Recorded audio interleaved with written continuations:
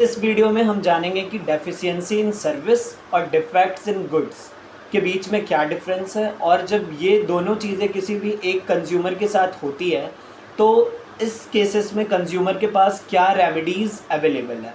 तो सबसे पहले हम जानते हैं कि डेफिशिएंसी इन सर्विस क्या होता है। तो आपने कोई भी प्रोडक्ट ख़रीदा और उस कंपनी ने बोला कि इस प्रोडक्ट में आपके लिए 1 महीने की वारंटी है, या मान लो 1 साल की जनरली वारंटी होती है।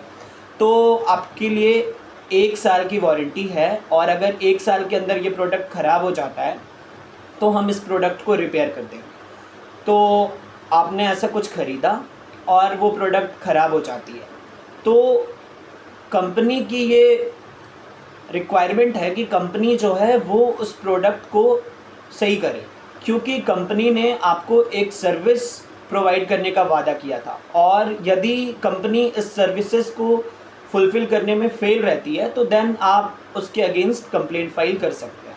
ठीक, इसको हम एक एग्ज़ाम्पल से समझते हैं, एक रियल केस लॉ से समझते हैं।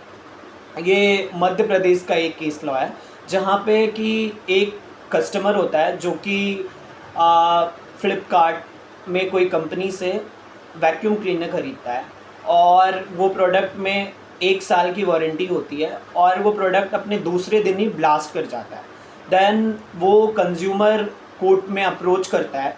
तो कंज्यूमर कोर्ट में जो उसकी सामने वाली पार्टी होती है, यानी अपोजिट पार्टी जो डिफेंडेंट होता है, वो आर्ग्यू करता है कि हमने भेजा था टेक्नीशियन को इनके घर पे वैक्यूम क्लीनर लेने के लिए, उसे ठीक करवाने के लिए, और तो मैंने अपने साइड से भरपूर प्रयास किया वो उसको ठीक करने का, लेकिन हम ठीक कर नहीं पाए।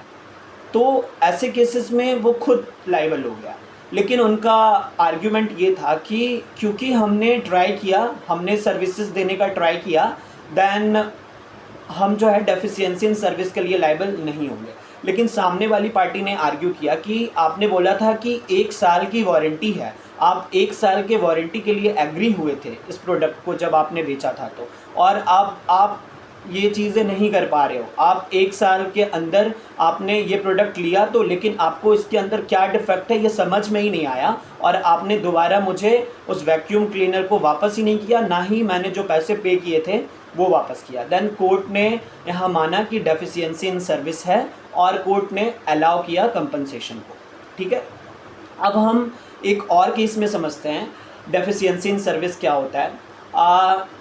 एक केस मैं पढ़ रहा था, कुछ दिनों पहले मैंने पढ़ा था ये केस, जिसमें क्या था कि एक कस्टमर होता है जो कि समथिंग थाउजेंड्स ऑफ रुपीज़ जो है वो कॉइन में लेके बैंक चला जाता है, और बैंक जो है उस सिक्के को लेने से मना कर देती है, और बैंक कहती है कि हम ये सिक्का इतना डिपॉजिट नहीं करेंगे, जमा करने से मना कर देती है। देन वो फिर से कंज्यूमर कोर्ट में अप्रोच करता है कि बैंक ने ऐसा ऐसा मेरे साथ किया है।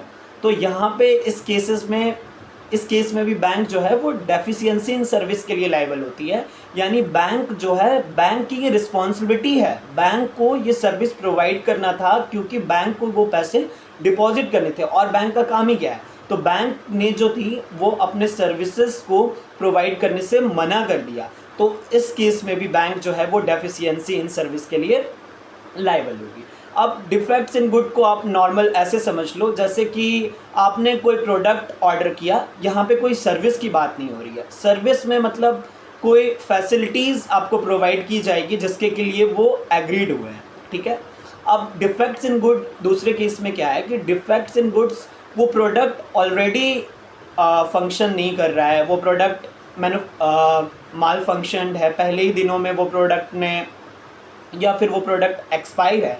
तो ऐसे सिचुएशन में आप जो है कंज्यूमर कोर्ट को अप्रोच कर सकते हैं, जिसमें कि हर डिस्ट्रिक्ट लेवल पे एक कंज्यूमर कोर्ट होता है, हर स्टेट लेवल पे एक कंज्यूमर कोर्ट होता है, और आप अगर स्टेट लेवल के कंज्यूमर कोर्ट के डिसीजन से भी खुश नहीं हैं, यानी आप अपील करना चाहते हैं, तो आप नेशनल कंज्यूमर कमीशन के अंदर अप्रोच कर सकते हैं, जो कि पावर आपको कंज्यूमर प्रोटेक्शन एक्ट 2019 के अंदर प्रोवाइड की जाती है। अगर आपको वीडियो हेल्पफुल लगी होगी तो कृपया करके चैनल को सब्सक्राइब और शेयर ज़रूर कर दें।